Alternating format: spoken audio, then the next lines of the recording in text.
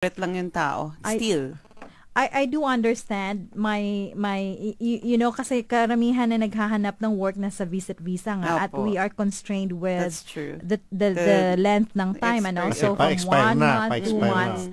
Yet pero iisipin po natin, if you kakagat po kayo ng trabaho which very obviously underpaid po kayo, will you not feel desperate every day of your life for how many years? And will that salary serve the purpose na, let's say, may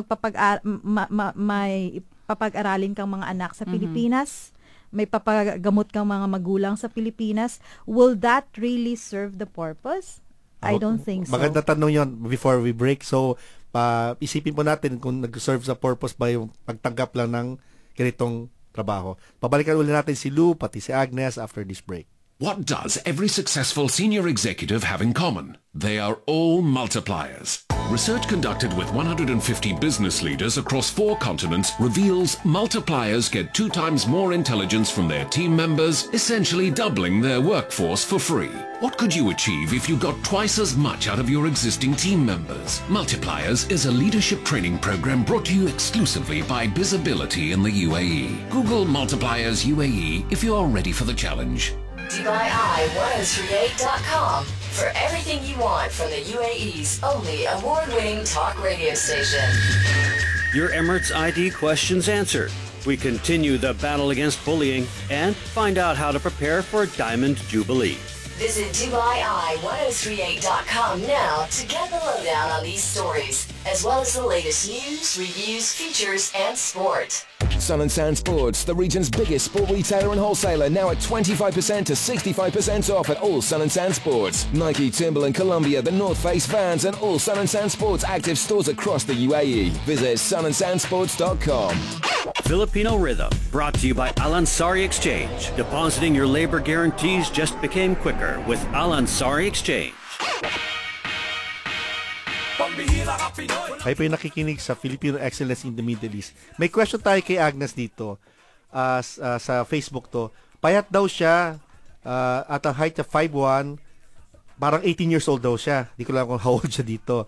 Tapos anong right wardrobe niya raw, kaya ang color ng skin niya is brown. Siyempre, Filipino brown eh. Anong wardrobe daw niya? 5'1". It really depends on what you are trying to achieve. Ayun. You know, based objective on your, objective mo. You're 5'1", you're slim, you're brown. If you're not sure of what, this is the tip. If you are not sure of whether you are a warm or cool color, go for warm. Because we are Filipinos and ang skin natin is very common. It's yellow base. We have something yellow. Okay, warm color. But if you're trying to, like, you're 18 years old, you want to look more mature. Art depende lang lahat sa sa goal mo kung ano eh. You want to look slimmer, slim ka na, gusto mo pang maging slim, then you have to wear something dark colors. Ano pa yung isang dark question daw. Ano pa yung isang question niya?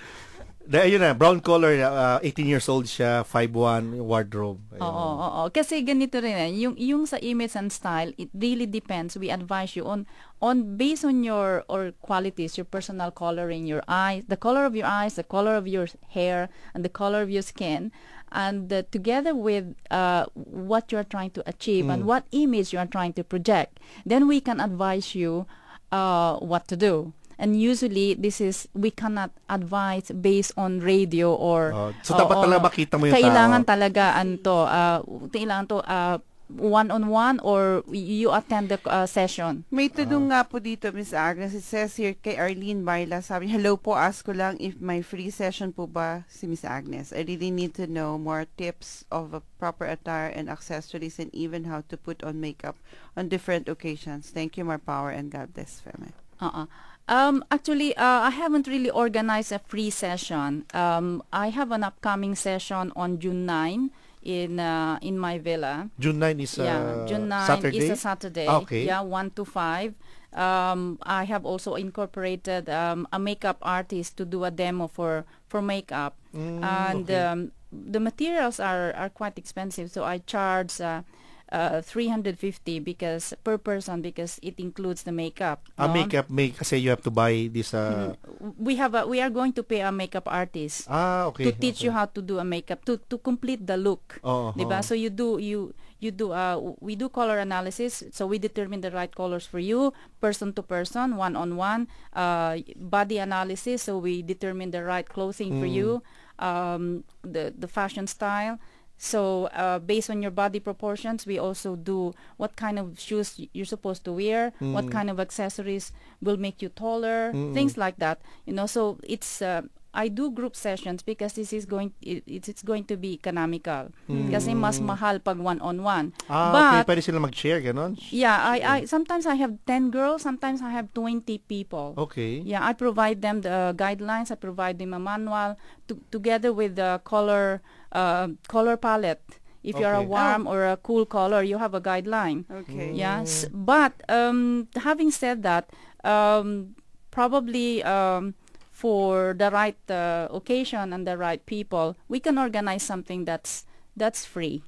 Okay. And we can coordinate in the very near future. Sige, tayo na lang. Parang yung mga female supporters. Yes. Iyan na natin. Pero Miss Agnes, parang more on sa mga kababaihan. Paano yung mga kalalakihan tulad ni si Bluebird? Anong kulay ni Bluebird dapat? Blue daw. Actually, I'm preparing for that, Elke, because if we're trying to target the market, the corporate market, we do have to address the guys as well. But it's actually the guys, it's more on grooming, it's more on the right fit, because it's more on the right colors for your suit and your shirt, and the mixing and matching of colors. Yeah, and the shoes that goes with corporate. Kasi kung minsan nakasuit ka pero naka tennis shoes ka or something like that. So it's not as complicated as with the women. Kasi sa women, we have the accessories, we have the makeup, we have a lot of things.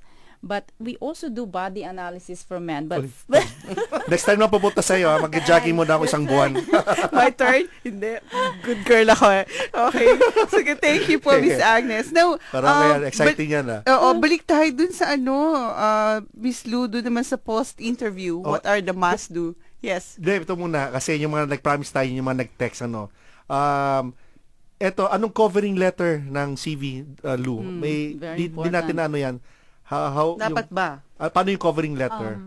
I think do's and don'ts sa cover letter making. Alright, sa cover letter making, actually that has to be customized. Hindi po pwede yung maisa ka lang template tapos send ka na lang. Parang Dear Sir, Madam. Nagme-mail merge ka. Actually, when you say Dear Recruiter, that's very wrong kasi Dear is actually used to address someone you're familiar with. So Dear Recruiter, parang wrong. No, so na yan. Rather say Dear Sir, Madam is the conventional na kung talang hindi mo alam. But again, for us, ito human nature to. If you see your name, you'll give attention to that, right? If you're called by your name, you will immediately turn your back, turn your head and say, oh yeah, that's me being called, right? So the same way, kung yung pangalan ko ay nakikita ko sa letter or sa sobre, I will really ensure, or rather I do, it's not ensure, it's my natural tendency to look into that letter and say, okay, and take like 10-20 seconds to read through, right? Kasi address sa'yo. Address sa akin Kaysa yung may mga effort. Dumarating lang na envelope na to whom it may concern, the manager, the recruiter, right?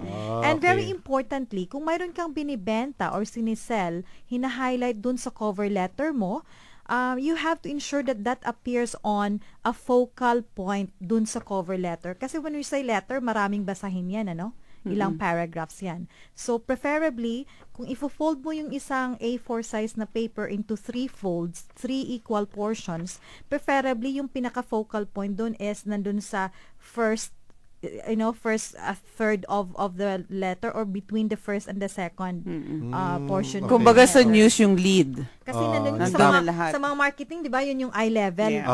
So yun kasi wala kaming time to really read through, unfortunately, every word of your letter. So, nandun na yung highlight. Nandun kung ano ka, anong importante sa'yo, at anong nakakaiba sa'yo. Diretsohan na. But of course, in a Lou, I have a question related to this. You know, we put a lot of effort in sending our children to school, paying expensive fees. When they graduate, they don't even know how to write a CV. Right. Why is this not included in the curriculum of schools? Even how you present yourself, this is really very important. That's true. Yeah. But I think if I may recall right, when back in my university years, we have this English subjects. They're not really called English subjects, but business writing. I think more of communication. Yeah, we have subjects. that as well. We have that. I think for most of us, maybe dahil arts and sciences yung kurso ko, on psychology, so we have that. But yeah, so and I think, but that's a good thing, Miss Agnes. You know, in some more tips actually sa mga graduates po ngayon, kasi mahilig sila sa copy paste na lang, sa computer. So parang they are capable, they're capable because they are exposed to better communication, every day. Pero they're capable, but siguro nasanay lang yung convenient way, copy paste. If you'd allow me po, iwasan din po natin yung mga spelling mistakes, yung mga paggamit po ng mga wrong terms, yung mayroon dyan highlight of accomplishment, receive a plaque. Instead, receive a plaque, receive a flag. Of appreciation. So, ano yan? Napasa mapa. Buti hindi, ano ba to? So, maraming ganun. Plague. A plague. Yung mga ganun. Sakit pala, no? Sakit yun So, plague, So, may mga ganun, mga konting spelling mistakes which alters the meaning talaga. So, if you're applying for an admin support position, secretariat, tapos these are very tapos important. may ganun ka. So, that the spelling. The eyes for details. Yeah. Your eye for details. Yes, ano pa pala, Miss Lou, yung timings, kailan dapat ipadala yung CV? Kasi di ba, parang I think anong oras? Heard, right, okay. Very important. So strategic. I think this question can be answered more but I think even from my end, I could. I think this question is more directed to sa mga recruiters na mga agencies, mga recruitment agencies, But my friends who are in this industry are suggesting na it's better that you do that first thing in the morning. Kasi when the recruiters come in, first thing mag-check ng mailbox, if you have sent it that very morning, syempre nandun yun on top of their mailbox. And the tendency, we check it first. Rather than if you send it evening, yung ngayon, or weekend, matatabunan na siya. So, generally, I think early in the morning. So, mga visa, job hunters, I really suggest you wake up early. Yes. And if you will remember, Tita El, I don't know if you were there during the Jumpstart, that I started actually the program by telling them some statistics.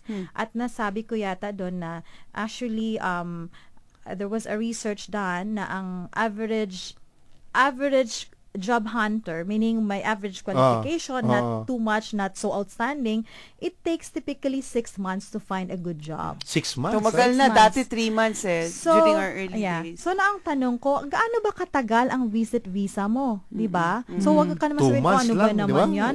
So, hopeless na. No. I'm posing it to you to serve as a challenge kasi you have shorter time on your visit visa. That means you need to double up the work. That's true. At ano bang sinasabi nilang 6 months? 6 months nakakahanap yung regular job hunter ng work with 8 hours of, job hunting effort talaga every day. Parang trabaho na rin. So, it should be a full-time job. Yes. Hindi yung pag-start mo, click ka dyan ng ilang emails, tapos Facebook na. Tapos Facebook na buong hapon. That's not actually the attitude, That's true. Tapos, Lou, masingit ko lang, yung siyempre, nandyan na yung details na tatawagan na sila. And when they answer the phone, di ba, nandun na yung nandun na sa CV. Ako, recruiter ako. Try ko to. Parang maganda yung CV. Tawagan ko sa phone. Ano yung proper way to answer? Kasi sometimes I did that. And someone say, hello. Parang kakagising lang. That's 11 o'clock in the morning. Hello, sino to? Naku po. aplikante ka. Tapos Right. yun. Oo. So, you know, True, parang wow, ang tamad naman ng aplikante na to. Alas 10 tulog pa. Parang ganun. Ano? Yeah, well, actually, that's a very good question, Tita El. Many things, a voice can really tell you a lot. Okay? Mayroon namang iba doon na, okay, yan yung mga bedroom voice effect na yan. So, it can tell you a lot of things, no? Parang bagong gising, Body tamad-tamad, language. whatever. O medyo pa sexy effect na, you know, not appropriate. sinata. So, mayroon namang iba na, hello? Ganon. Mga ganon. So, I think that Tapos yun. Ako, tapos sorry. Bye-bye. So truly, if you are applying for a job, kasi hindi mo alam yung mga numbers na gagamitin, di ba?